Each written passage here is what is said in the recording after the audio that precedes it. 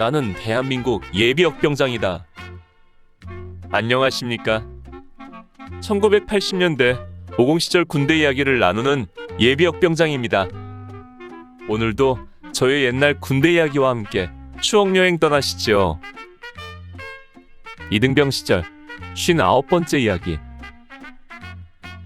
병참대 경계 파견. 7. 그녀의 면회. 1. 내가 군 생활을 하는데 큰 위안과 힘을 주는 여인이 있었습니다. 나는 그에게 거의 매일같이 편지를 썼고 그도 거의 빠짐없이 답장을 보내왔습니다. 늘 겉봉에 긴머리 소녀로부터라고 써서 보내는 그의 편지에서 나는 내 존재감을 찾을 수 있었고 내가 인내하며 견뎌야 하는 당위성도 발견할 수 있었지요. 군에 입대한 지 4개월. 통제되고 밀폐된 공간에서의 그 기간은 사회에서의 사냥과도 같은 시간이었습니다. 그만큼 사랑하는 여인에 대한 그리움도 컸고 애달픔도 강하였습니다. 그는 늘상 편지에 기회가 되면 면회를 가겠다고 했고 나는 가능하면 4월 10일에 면회를 오라고 편지를 보내놓고 있었습니다.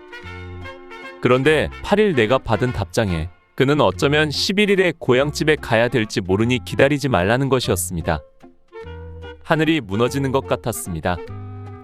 모든 희망이 사라지는 것 같고 11일이 다가오는 것조차도 두려웠습니다. 81년 4월 11일 토요일 점심때쯤 이총의 이하무게 이병이 면회 왔다며 나가는 것을 보며 나는 근무를 나갔습니다. 오후 2시 근무를 마치고 복귀하여 내무반에 들어왔으나 도저히 마음이 답답하여 앉아있을 수가 없었습니다.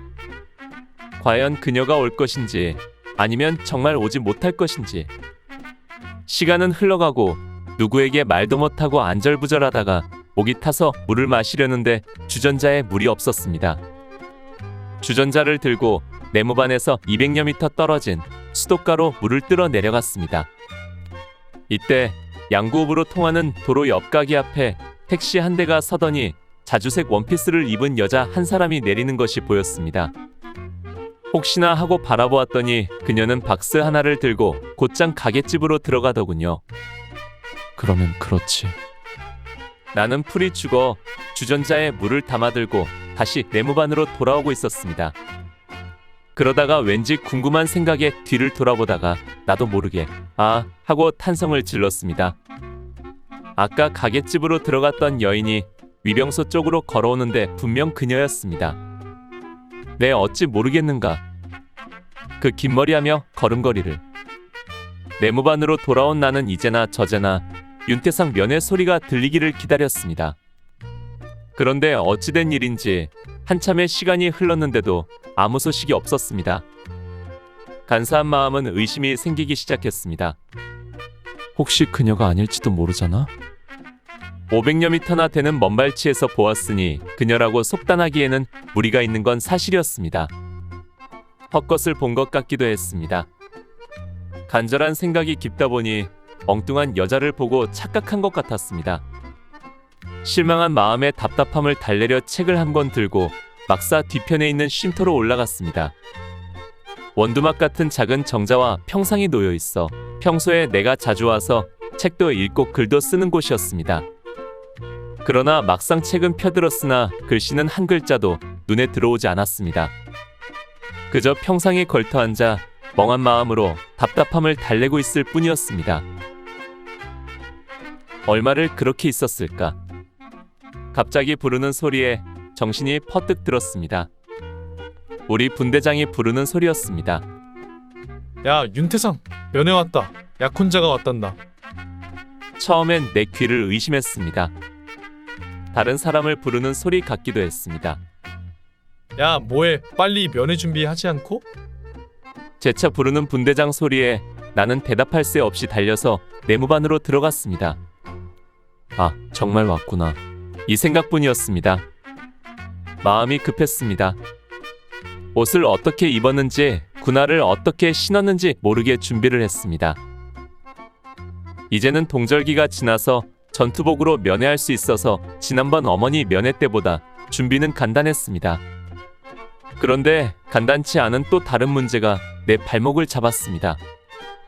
근무 인원이 부족한 것이 문제였습니다.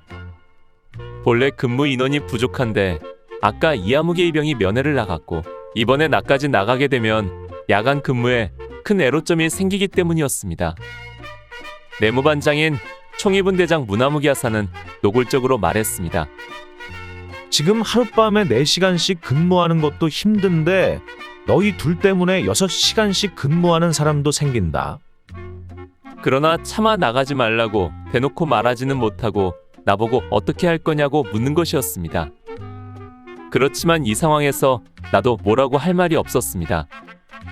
소대 근무 사정도 사정이지만 머나먼 길을 찾아서 온 사람을 잠깐 면회하고 낯선 땅에서 혼자 자고 가라고 할 수도 없는 일이 아닌가. 그렇다고 마냥 나가겠습니다라고 할 수도 없어서 처분만 바라겠다는 듯이 서 있었습니다. 이때 우리 분대장이 나섰습니다. 그래도 멀리서 면회 왔는데 내보내야지. 그까짓 이럴 때 2시간 고생 더 하면 좀 어때? 안 되면 내가 근무소 줄 테니 보냅시다. 우리 내무반장 문하사가 나쁜 사람은 아니었습니다. 아니 정말 마음 좋고 자상한 사람이었지요. 넙죽한 얼굴에 늘 잔잔한 웃음을 담고 특히 우리 졸병들을 친동생같이 여기고 돌봐주는 사람이었습니다. 그러나 상황이 상황인지라 그로써도 그냥 넘어갈 수는 없었던 것입니다. 우리 분대장의 도움으로 나는 외박을 할 수 있게 되었습니다. 분대장은 나를 병참대 행정반으로 데리고 가서 면회 수속을 해주었습니다. 면회 신청자는 약혼자로 되어 있더군요. 그것은 자대에서는 여자친구가 면회 오면 외박이 안 되기에 평소 편지에 약혼자로 면회 신청하라고 누누이 강조했더니 그 말을 따라준 때문이었습니다. 오늘 추억여행에 함께 해주셔서 감사합니다. 다음 이야기를 기대해 주시고 구독과 좋아요 부탁드립니다. 탕팩